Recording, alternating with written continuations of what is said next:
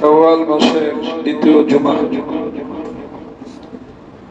আরবি মাস হিসাবে 10তম মাস। এই 10 মাসের প্রথম জুমা, এই মাসের নাম হলো শাওয়াল মাস। মুসলমানের জন্য এই আরবি মাসের হিসাব রাখাও জরুরি। সমাজের যদি কেউ একজন না রাখে তাহলে সবাই গুনাহগার হবে। এই জন্য আলেম ওলামারা মাঝে মাঝে তারিখ বলে দেয়, মাসের নাম বলে। যেমন জানাজার নামাজ সবাই না পড়লে যেমন সবাই গুনাহগার হয়, 2-4 জন পড়লেও গুনাহ থেকে মাপ পাওয়া যায়। আরবি মাসের হিসাবও যদি সমাজের মধ্যে থেকে কেউ না পড়ে, কেউ হিসাব না রাখে, সবাই গুনাহগার। শাওয়াল মাসে দ্বিতীয় জুমা, রমজান মাসের পরে শাওয়াল মাস। আল্লাহ সুবহানাহু ওয়া তাআলা 12 মাসের মধ্যে রোজাকে, সিয়ামকে কেন রমজান মাসে নির্ধারণ করলেন? বরং হাদিসের মধ্যে আসছে মুহররম মাসের অনেক ফজিলত। আগের যুগেরও অনেক নবীদের জন্য, অনেক উম্মতের জন্য রমজান মাসের রোজা ফরজ ছিল। মুহররম মাসের 10 তারিখের রোজা, এটা খুব গুরুত্বপূর্ণ রোজা। মুহররম মাসের এত ফজিলত, আল্লাহ সুবহানাহু ওয়া তাআলা মুহররম মাসে কেন রমজান রোজা ফরজ করলো? অন্য মাসে রোজা রাখলে হইব নি? এক মাস যে আল্লাহ রোজা ফরজ করছে, এটা এই রমজান মাসেই রাখতে হবে। মুহাদ্দিসগণ বলেন এর কারণ হইল, রমজান শব্দের অর্থ হলো জ্বালায়া দেওয়া, পোড়ায়া দেওয়া। এই মাস মানুষের ভিতরের যত খারাপই আছে সব জ্বালায়া দেয়, পোড়ায়া দেয়। নফসানিয়াত আছে, নিজের বরত্বতা, আমিত্বতা, হুব্বে মাল, হুব্বে জাহ, মালের মহাব্বত, সম্পদের মহাব্বত, এক কথায় অন্তরের মধ্যে আল্লাহ ছাড়া গায়রুল্লাহ সব জ্বালায়া পোড়ায়। এই জন্য আল্লাহ পাক এই রমজান মাসে রোজা ফরজ করছে। যদি জয়লা পুরা না যায় তাহলে বোঝা গেল রমজানের হক আদায় হয়নি। তো এই রমজান মাসের পরেই হলো এই শাওয়াল মাস। রমজান মাসের মধ্যে আরবি হিসাবে 29, সর্বোচ্চ 30 দিন হয়, এর বেশি হয় না। মাস 29 হয়, চাঁদের হিসাবে 30 হয়, এর বেশি হয় না। আল্লাহ পাক কোরআনের মধ্যে বলছেন, কেউ যদি কোনো নেক কাজ করে তাহলে আল্লাহ সুবহানাহু ওয়া তাআলা তার নেকের জন্য, একটা নেকের জন্য 10 গুণ বেশি সওয়াব বাড়ায়। মান জাআ বিল হাসানাতি ফালাহু আশরু সালিহা। যে একটা নেক কাজ করে আল্লাহ তাকে 10 গুণ বেশি সওয়াব দেন। তাহলে রমজান মাস, এই বছরের যে রমজানটা আমার কাছে খুব ভালো লাগছে। 30টা রোজা পুরা হয়েছে, বহুদিন পরে এটা হয়েছে, ঠিক না? এবং এই 30টার মধ্যে আবার 5টা জুমা ছিল। হিসাব করছেন কয়টা জুমা ছিল? 5টা জুমা। তাহলে বোঝা গেল এই আয়াত দ্বারা 30টা রোজা হইল মানে 300 দিনের রোজা আদায় করছে। কয়শো দিন? 300 দিন। এরপরে শাওয়াল মাসে আবার আল্লাহ রাসূল বলছেন 6টা রোজা কেউ যদি রাখে, মান সামা রমাযান সুম্মা আতবাহু সিয়ামান শাওয়াল কানা কাসিয়ামিদ দাহরি কুল্লিহি। যদি কেউ এই শাওয়াল মাসে 6টা রোজা রাখে, আল্লাহ রাসূল বলেন সেজন্য কেমন সারা বছর রোজা রাখলো। মুহাদ্দিসগণ বলেন কারণ হলো রমজান মাসের 30টাই হলো 300, আর এই শাওয়াল মাসের 6টাই হলো 660। তাহলে আরবি হিসাবে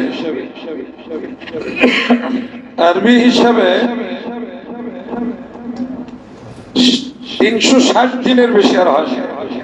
বছর কয়দিনে হয়? 360 দিন। তাহলে 360 দিন পরিপূর্ণ তার জন্য রোজা হয়ে গেল। কিন্তু রোজার মাকসাদ কি? রোজার উদ্দেশ্য কি? লাআল্লাকুম তাত্তাকুন, অন্তরের মধ্যে আল্লাহর ভয় সৃষ্টি হবে। এজন্য মুফাসসিরগণ বলেন কোরআনে কারীমের মধ্যে রোজার সম্পর্কে 2টা আয়াত আসছে। এক জায়গার মধ্যে আসছে সাওম, আর একটা আসছে সিয়াম। সাওম বলা হয় খানা পিনার থেকে পেটকে হেফাজত করা, সুবে সাদেক থেকে সূর্য ডোবা পর্যন্ত, এর নাম হলো সাওম। এর নাম কি? আর সিয়াম বলা হয় সমস্ত অঙ্গ প্রত্যঙ্গকে গুনাহ থেকে মুক্ত রাখা, চোখকে গুনাহ থেকে মুক্ত রাখা, জবানকে গুনাহ হয় এরকম কথা থেকে মুক্ত রাখা, কানকে গুনাহ থেকে মুক্ত রাখা, চোখকে গুনাহ থেকে মুক্ত রাখা, হাতকে পাওকে, পুরা পঞ্চ ইন্দ্রিয়কে গুনাহ থেকে মুক্ত রাখা, এটার নাম হলো সিয়াম। এটার নাম কি? আর আল্লাহ কোরআনের মধ্যে আমাদের জন্য সিয়াম ফরজ করছেন। ইয়া আইয়ুহাল্লাযীনা আমানু কুতিবা আলাইকুমুস সিয়াম, কুতিবা আলাইকুমুস সিয়াম, অর্থাৎ তোমার পুরো অঙ্গকে তুমি গুনাহ থেকে হেফাজত করো। রোজা দ্বারা যদি আমার আল্লাহর ভয় জন্মে, এই সিয়াম সাওম দ্বারা যদি আমার আল্লাহর ভয় জন্মে, তাহলে বোঝা গেল যে আমার সিয়াম সাধনা হয়েছে। কারণ এর মূল নতিজা, মূল ফল হলো আল্লাহর ভয়। মূল ফল কি? রোজার 1 মাস আগেও গুনাহ করছি, রোজা রাখা এর পরের মাসেও আবার গুনাহ করতেছে। তাহলে কি সিয়াম হয়েছে না সাওম হয়েছে? সাওম হয়েছে। রব্বা সাইমিন লাইসা লাহু মিন সিয়ামিহি ইল্লাল জু।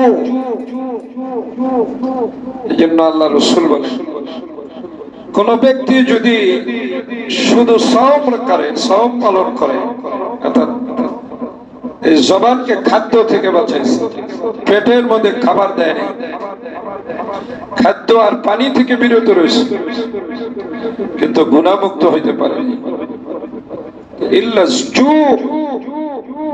এই লোকটা শুধু না খাওয়া ছাড়া আর কিছু হয় না, না খাওয়া ছাড়া কিছু হয় না। এবার আপনারটা আপনার, আমারটা আমার। আমরা অনেক সময় আলেম ওলামাদেরকে প্রতিপক্ষ বানাই। হুজুরে কইতেছে, হুজুরের মুখ দিয়া বলতেছে, কিন্তু শব্দগুলো কার? সবাই বললে খুশি হইত। এই কথাগুলো কার? এটা হুজুরে নিজেও যদি এরকম খালি না খেয়ে রয়েছে, কিন্তু তার চোখ হেফাজত হয় না, হাত হেফাজত হয় না, জবান হেফাজত হয় না, তাহলে হুজুরও একই দরজা। এটারে প্রতিপক্ষ বানাবার কিছু। আল্লাহ আমাদের বোঝার তৌফিক দেন। আমি শুরুতে সূরা বাকারা 8 থেকে 12 নম্বর আয়াত তেলাওয়াত করছি।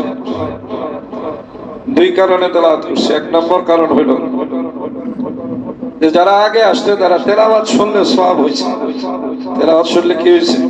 সওয়াব। আর 2 নম্বর হলো যদি আয়াতের অর্থ কয়টা শুধু বলি, তাহলে সারা পৃথিবীতে বর্তমানে যা হইতেছে, যা আমরা করতেছি, সবকিছুর জবাব হয়ে যাবে। সূরা বাকারা আপনারা জানেন কোরআনের প্রথম সূরা, সূরা ফাতিহার পরের সূরায় সূরা বাকারা, দ্বিতীয় পৃষ্ঠা থেকে 8 হইতে 12 নম্বর আয়াত পর্যন্ত তেলাওয়াত করছে। আল্লাহ বলেন, ومن الناس من يقول آمنا بالله وباليوم الآخر, মানুষের মধ্যে কিছু লোক এমন আছে যারা বলে যে আমরা আল্লাহর উপরে ঈমান আনছি এবং আখিরাতের উপরে ঈমান আনছি, আল্লাহকে মানি, আখিরাত হবে বিশ্বাস করি, এরা বলে। কিছু মানুষ আছে এরকম, তারা বলে। আল্লাহ বলেন ওমা হুম বিমুমিনিন, আসলে ওরা মনের থেকে কয় না, ওদের মনের মধ্যে বিশ্বাস নেই। মনের মধ্যে কি নাই? কে বলতেছেন? সবাই বললে খুশি হইত। কে বলতেছেন? আল্লাহ খুশি কি খালি আপনাকেও না আমারও? সবাই।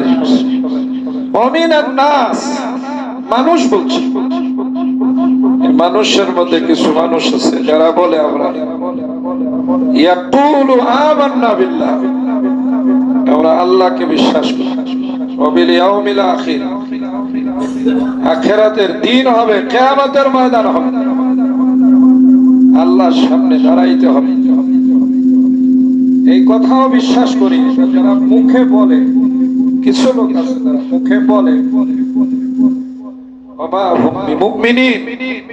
আল্লাহ বলেন, অথচ ওদের অন্তরের মধ্যে এ কথার বিশ্বাস নেই। যদি বিশ্বাস থাকে তাহলে হাত কোনোদিন গুনাহ করতে পারে না, এই চোখ দিয়ে কোনোদিন গুনার জিনিস দেখতে পারে না, কারণ প্রত্যেকটা বিষয় আল্লাহর কাছে জবাব দিতে হবে কিয়ামতের ময়দানে। ফামা ইউকাযযিবুকা বা'দু বিদ্দীন, এজন্য সূরা ৩ এর মধ্যে আল্লাহ বলছেন, তোমরা কি এই যে গুনাহগুলি করতেছো, তোমরা কি আখিরাতকে বিশ্বাস করো না? ইয়াউমুল হিসাব, কিয়ামতের যে হিসাবের দিন হবে, ওই দিনকে কি তোমরা বিশ্বাস করো না? ফামান ইয়ামাল মিসকালা যাররাতিন খায়রান ইয়ারা ওয়া মান ইয়ামাল মিসকালা যাররাতিন শাররান ইয়ারা, বালুকণা পরিমাণ গুনাহ করছো, এটাও কিয়ামতের ময়দানে শাস্তি পাবে। বালুকণা পরিমাণ নেক কাজ করছো, এটারও বিনিময় পাইবা, এটারও আরাম কিয়ামতের ময়দানে পাবে। হ্যাঁ, কবরের মধ্যে, কিয়ামতের ময়দানে, আখিরাতে সবচেয়ে কম শাস্তি হবে আবু তালেব। আর সে কিছু ভালো কাজ করছে, সে কি কাজ করছিল? ভালো কাজ করছে। কি ভালো কাজ? আল্লাহ রসুলকে শেল্টার দিচ্ছে।